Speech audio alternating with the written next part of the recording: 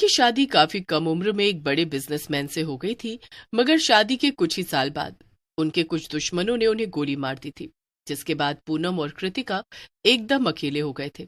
कृतिका पहले तो किराए पर रहती थी, लेकिन पूनम के पति के मरने के बाद मकान मालिक उसे अच्छी नजर से नहीं देखता था, इसलिए पूनम ने वो घर छोड़ दिया था। काफी भटकने के बाद दोनों माँ बेटी एक झोपड़पट्टी में रहने लगे। पूनम घर घर जाकर काम करती थी और अपना गुजारा करती रही। कृतिका बेटा, क्या कर रही हो तुम? आज मुझे काम से आने में बड़ी देर हो गई। तुमने खाना खा लिया? हाँ माँ, मैंने सारा होमवर्क कर लिया है, और ये देखो मैंने आपकी मदद के लिए सारे बर्तन भी धोकर रख दिए हैं। क्या? लेकिन क्यों? तुमसे ये सब काम करने के लिए किसने कहा था कृतिका? तुमने इसमें अपना कितना समय बर्बाद किया। तुम इतनी देर में थोड़ी और पढ़ाई कर सकती थी ना। पूनम की डांट से कृतिका उदास हो जाती है और कहती है, माँ मैं तो बस आपकी मदद करना चाह रही थी। आप इतना सारा काम करके थक कर घर आती हो। मेरी बच्ची, मुझे माफ करना। मैं तुझ पर गुस्सा नहीं करना चाह रही थी, लेकिन तुम्हें ये सब करने की कोई भी जरूरत नहीं है। मैं दिन रात इसीलिए इतनी मेहनत करती हूँ ताकि तुम केवल पढ़ाई पर ध्यान दे सको। तुम्हें बहुत आगे जाना है और अपने बाबा का नाम रोशन करना है। हाँ माँ, मैं समझ गई। मैं आगे से ध्यान रखूंगी। अरे कृतिका, तुम्हारे पापा का वो लॉकेट कहाँ गया? वो तो वहां रखा है। मैंने अभी निकाला था माँ। बेटा, इसे कभी मत उतारना। समझ लो ये तुम्हारे साथ है तो तुम्हारे पापा भी तुम्हारे साथ हैं। वो हमेशा तुम्हारी मदद करेंगे। ठीक है माँ। और फिर दोनों साथ में खाना खाकर सो जाते हैं। अगले दिन कृतिका स्कूल चली जाती है और पूनम अपने काम पर। कृतिका स्कूल पहुंचकर सबसे आगे वाली सीट पर जाकर बैठ जाती है, लेकिन तभी पीछे से रिया नाम की एक लड़की आती है और कृतिका का बैग जमीन पर फेंक देती है। ओए कृतिका की बच्ची, चल जा पीछे जाकर बैठ। तू यहाँ नहीं बैठ सकती, ये मेरी सीट है। अच्छा, और ये भला किसने तय किया कि ये तुम्हारी सीट है?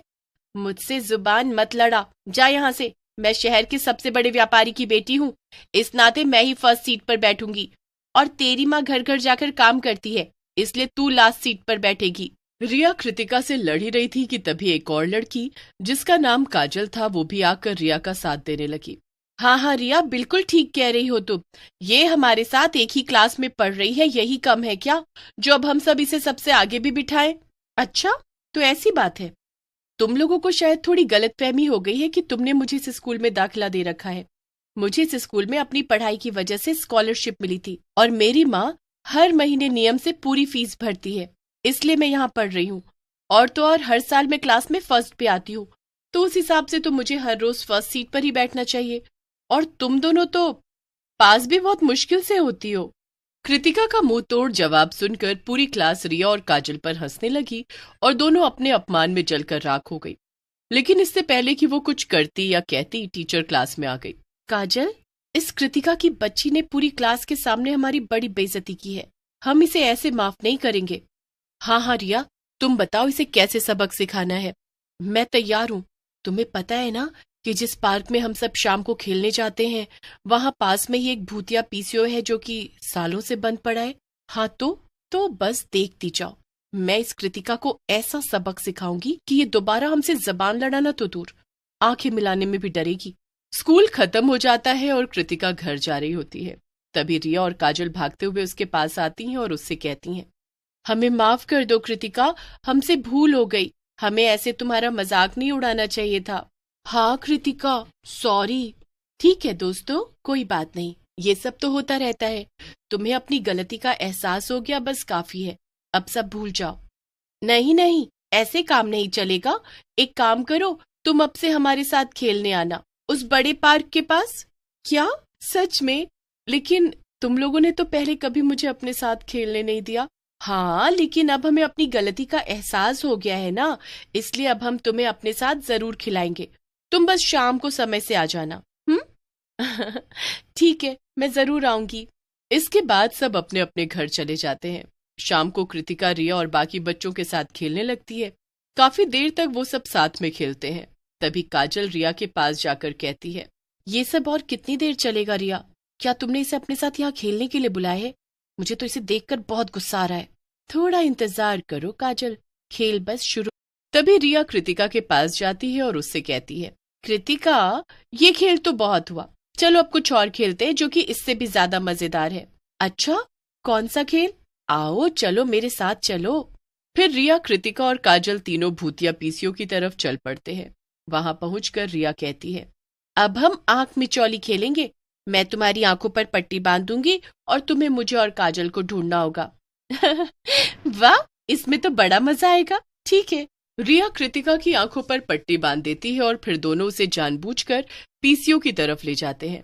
काजल पीसीओ का दरवाजा खोल देती है और कृतिका गलती से उसके अंदर चली जाती है। रिया फौरन दरवाजा वापस बंद कर देती है और कृतिका अपनी आंखों से पट्टी निकाल देती है। अरे ये क्या? ये तो वही भूतिया पीसीओ है जिसके बारे में कई तरह की अफवाह फैली हुई है। तुम दोनों ने मुझे इसके अंदर आने क्यों दिया और ये दरवाजा बंद क्यों किया है?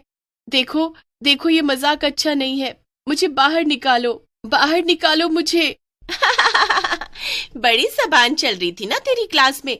अब यहाँ रुक, पीसीओ का भूत बस आता ही होगा, उसके साथ अच्छे से जबान चलाना। चलो कृतिका, कल मिलते हैं, अगर तुम यहाँ से बचकर निकल पाई तो।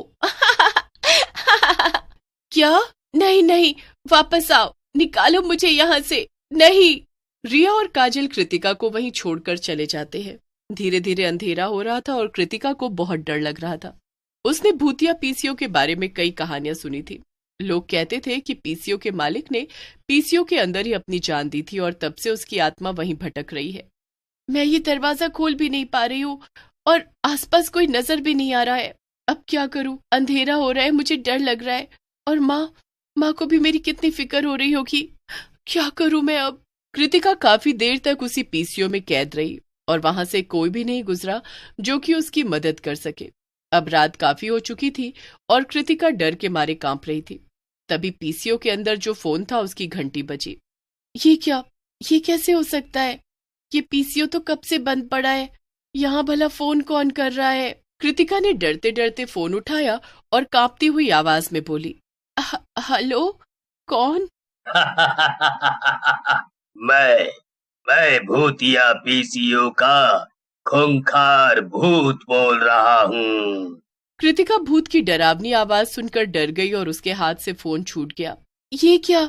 ये तो सच में भूत है। अब क्या होगा? कृतिका जोर जोर से चिल्लाने लगती है और पीसीओ का दरवाजा खोलने की कोशिश करती है। कोई है? बचाओ, मुझे बचाओ, निकालो यहाँ से, कोई मेरी मदद करो। हंसने की आवाज सुनकर कृतिका पीछे मुड़ती है और पीसीओ का भूत उसके सामने खड़ा था। तुम तो सच में एक भूत हो। नहीं नहीं, मुझे मत मारना प्लीज। ये तो सब कहते हैं मुझसे। अब अगर मैं सबको नहीं मारूंगा और सबको छोड़ दूंगा तो मेरा पेट कैसे भरेगा? क्या? क्या तुम मुझे खा जाओगे? इतना बोलकर कृतिका जोर जोर से रोने लगती है। मेरी माँ मेरा इंतजार कर रही होंगी। उनका मेरे सिवा इस दुनिया में कोई भी नहीं है, मेरे पापा भी नहीं है। तभी भूत की नजर कृतिका के गले में पड़े लॉकेट पर पड़ती है। ये लॉकेट, ये तो मेरे दोस्त हर्ष का है। ये तुम्हारे पास कैसे? क्या? हर्ष? वही तो मेरे पापा थे। ये सुनकर और सारी बात जानकर भूत बहुत दुखी हो जाता है और वो पीसीओ के अंदर ही बने एक छोटे से डब्बे को जादू से खोलता है और उसमें से कुछ पेपर्स निकालकर कृतिका को दे देता है। ये मेरी सारी जमा की हुई प्रॉपर्टी है। मेरे परिवार का तो कोई बचा नहीं जिसे मैं ये दूं, इसीलिए मैं ये तुम्हें और तुम्हारी माँ को दे रहा हूँ। उन्हें सब बता देना। और हाँ, जिन लड़कियों ने तुम्हें यहाँ बंद किया उन्हें मैं किसी दिन अच्छा सबक सिखाऊंगा। क्या सच में? क्या मैं यहाँ से जा सकती हूँ? आपका बहुत बहुत शुक्रिया। हाँ बिल्कुल, और मेरी प्रॉपर्टी देकर मैं कम से कम अपने जिगरी दोस्त का कर्ज चुका सकूंगा। वैसे भी ये पेपर्स यहाँ कब से पड़े थे, शायद इन्हें अपने सही हकदार की तलाश थी। इतना कहकर भूत पीसीओ का दरवाजा खोल देता है और कृतिका दौड़ते हुए घर चली जाती है। घर पहुंचकर वो अपनी माँ को सारी बात बताती है, जिसे सुनकर पूनम को भी बहुत अच्छा लगता है। पर अगले दिन ही पूनम सबसे पहले स्कूल जाकर रिया और काजल की शिकायत कर देती है, जिस वजह से उन्हें बहुत डांट पड़ती है और फिर पूनम और कृतिका खुशी खुशी रहने लगते हैं।